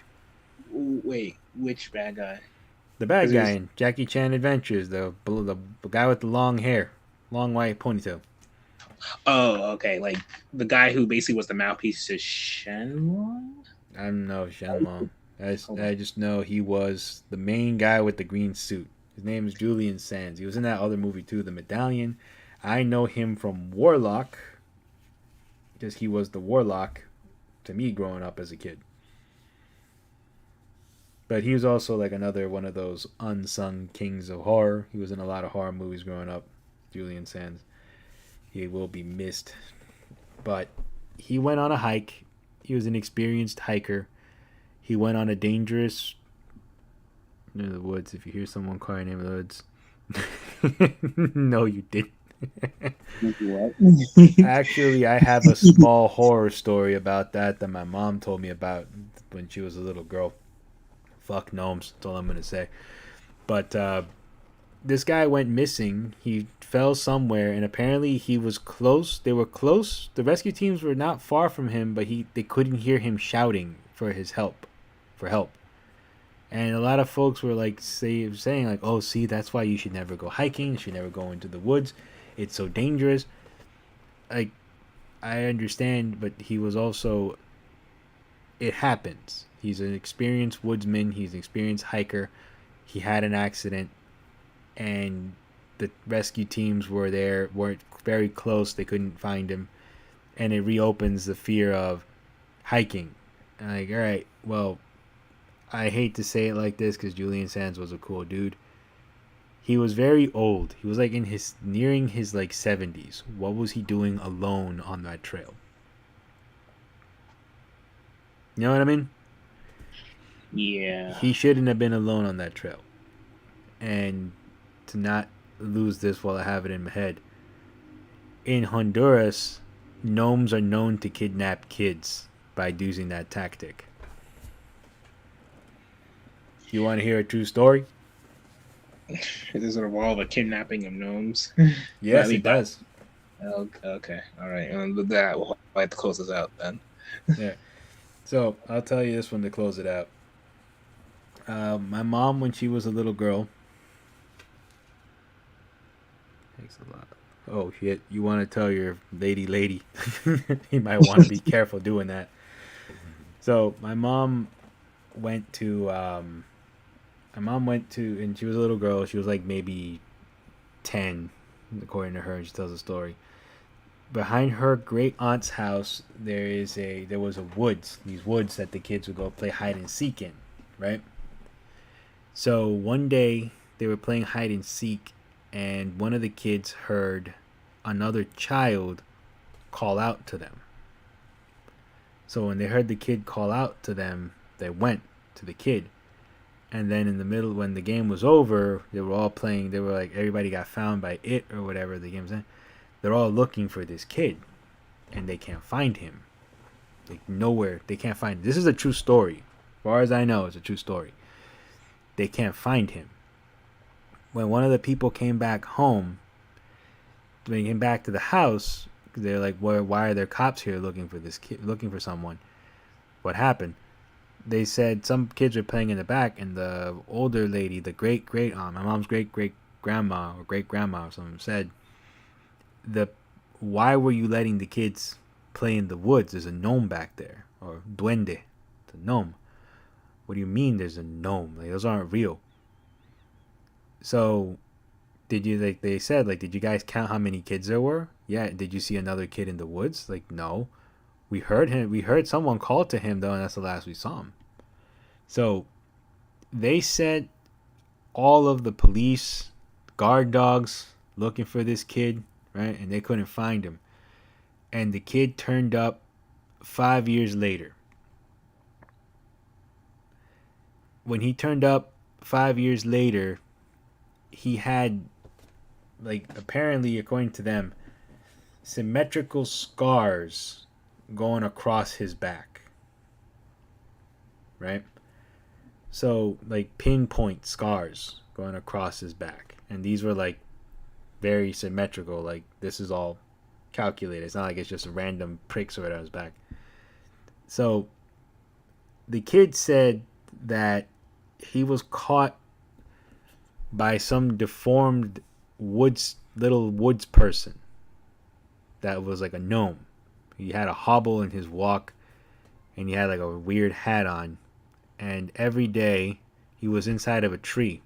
And every day they would open the tree, give him water, give him like berries or something, and then he would feel something poke at his back, and they would close the tree again.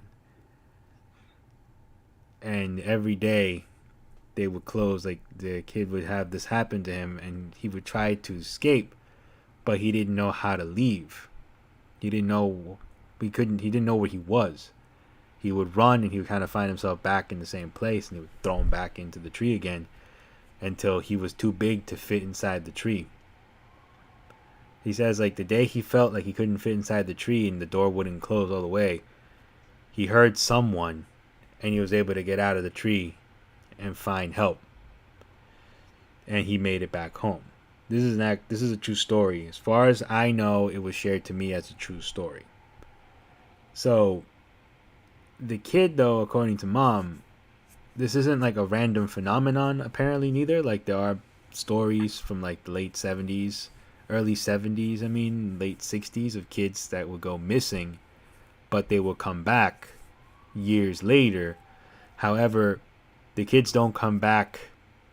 Like, there's people who are traumatic survivors. These kids wouldn't come back as traumatic survivors. They were very mischievous. So mom feels that, like, they harvest the energy or something like that, and then they send them back. And that's not like a tall tale or whatever. That's actually like a legitimate story that they tell, that in Honduras, like, there is a set of woods where you don't go into, or you don't let a kid go into, because they make themselves sound like kids.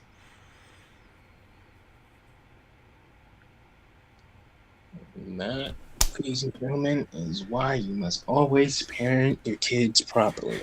If not, this will potentially happen to you at best. At least they actually got the kid back. In this case, they got the kid back, but there's like a lot of stories that I've heard over the years from Honduras. I'll share this one today, but as far as I know, the borrowers are also in Honduras too. Lady, the borrowers are the Secret World of Arrietty. If you know that one, if you're listening, that's apparently a thing out there too. But they don't look like people. I believe they're here in the States too. You ever notice how sometimes the mice in the walls, if you're talking, they kind of stop and it looks like they're listening to you, and then they leave. They know to avoid the traps and shit. One day you have like 3 cubes of sugar and you only have 1 all of a sudden. Like, what happened to my sugar? What happened to my water? Well, a good reason not to drink sugar anymore. They don't take what you don't have or don't want. All right.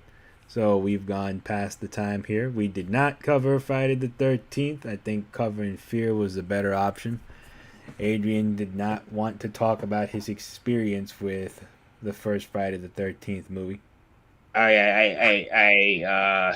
know what? Let me just quickly summarize it. Well, it wasn't really my cup of tea. It was. I have so many questions on why certain things happen. Although I like the end. Yeah. So here's what we'll do. We'll wait for Red to come back next week, and you can summarize and tell. All right. Yeah, it's very exciting for when Red joins us next time.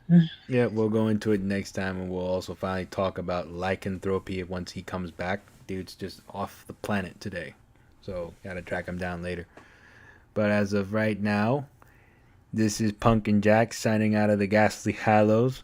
I was accompanied along here today with, this is your cue, Bolt. I made it this time. It made it this time. That's right. We try and do this every week. Thanks for anybody who joined in, chimed in, and listened with us. Hopefully, we can do this again next week. Until then, signing out. You guys have a good one. Take care, everybody.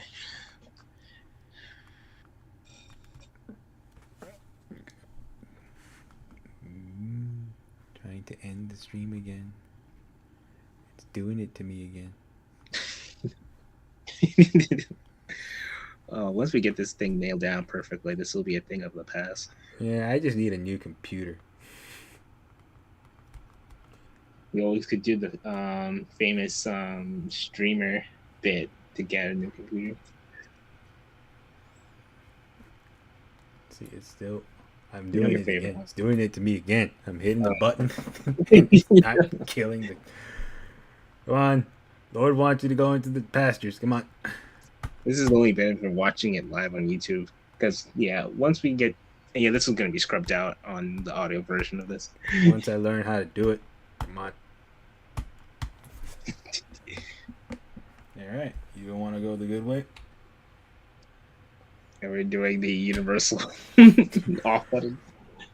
Well, let's see if it lets me.